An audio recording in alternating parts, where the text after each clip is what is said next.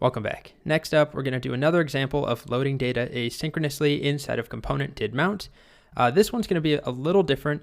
We're going to make a component called GitHub user info, and we're going to pass in a prop called username, and we'll use username to go and load some information like a photo and a bio, maybe something else from that GitHub user's profile.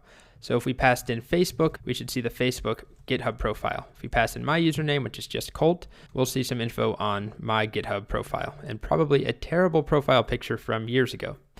So we don't have this defined. We're going to get all sorts of issues. So let's define it now. And I'm going to be using a async function just to demonstrate that you can also do that. So GitHub userinfo.js. Here's my basic component. And I'm going to start with an H1 that just says, I don't know, GitHub user info, just so we have something to look at. And I'm going to begin by adding my constructor. And I don't know exactly what data I'm going to be working with coming back from the API. And I'm going to set this.state for now to be empty. Eventually, if we decide we want an image avatar, we'll put image URL here or something like that. But for now, we'll be empty. And then I'm going to add my component didMount. However, instead of a regular function like this, I'm going to make it an async function. So I'm going to put async here. I think it's a pretty good video on YouTube. If you're not familiar with async functions, you need to spell it correctly. It's just a really nice way of writing asynchronous code. You don't have to write a bunch of arrow functions or .thens or nested callbacks. So I'm going to make my request, which I need to use Axios for. Import Axios from Axios.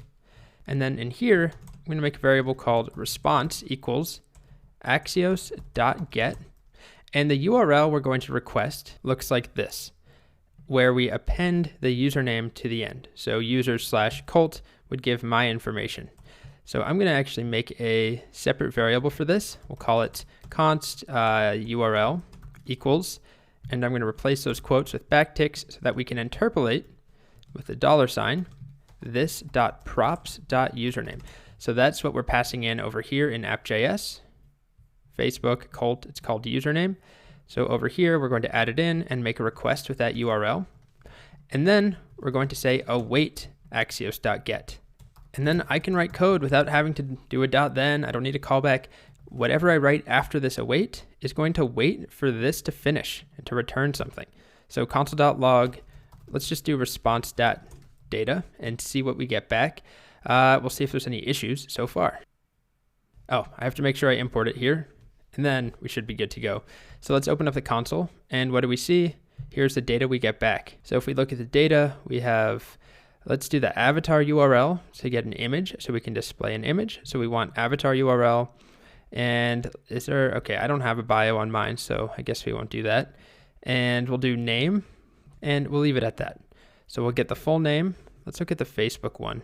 What do they have? So there's their avatar URL. What is their name? Okay, Facebook. Okay, so let's try that. Over here in our component, we're going to set state, this.setState, and we're going to update, let's just call it image URL, and let's make another variable, let data equals response.data, just to shorten things up. Then over here, we'll set image URL to be data.avatar URL. I don't remember how it was capitalized. I think it was just avatar URL like that. And then we also had name, which will be data.name. Now, if we're setting these properties in the state, we want to give them an initial value up here of an empty string.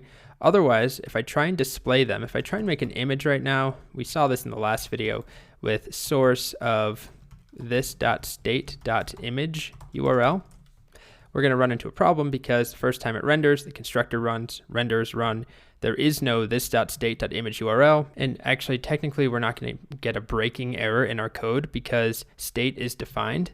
It's just a bad practice to be rendering something as null over and over. So instead, we're going to pass in image URL at the beginning, just explicitly as an empty string, and name is explicitly an empty string. And this is just a good pattern to follow. If you're setting something in the state, it should be initialized first to some value. All right, let's see if we're getting the image now. Looks like we're not. So let's look at our state over here inside of one of these components. We have name is set. Avatar URL is not showing up. So let's console.log data. I think I misspelled avatar URL. Let's go back. It's underscored. Okay, that's why. Now we should be getting the images. Oh boy, what a horrible image. All right, so let's also display my name or the name. So let's say GitHub user : this.state.name, which is coming from the API. There we go. Facebook, Cold Steel. We can pass in some other users. Let's do some of the React devs. So we've got Dan Abramov, pass him in. And then one more, another React dev, Sophie Alpert. Alper, I think it's Alpert, I don't know. Now we're getting all 4 of them showing up. We're getting their full name based off of the username, and we're also getting the avatar. All right, so this was slightly different in that we used an async function, but otherwise it's the same pattern. Component did mount is called after something shows up in the DOM for the first time, after the component mounts, after the first render. So it's constructor, render, component did mount, which sets the state and causes a re-render, and then we finally see the image in the H1. I should point out that right now we are rendering an H1 and an image, and they're completely empty at the beginning because this.state.name is an empty string, the image URL is an empty string, so we are going to have an image in the DOM, but it's going to be an image that looks like this and an H1 that looks like this. And that's not a great practice. It's okay, but we don't want to be doing that in general. So we could add conditional logic that says if there isn't a name yet and there's not a URL, don't display this. And like we saw in the last video, we could also just add a loading icon or something instead. But for now, I'm going to leave it at this. The real point is just this flow going from constructor, render, component did mount, back to render, and so on.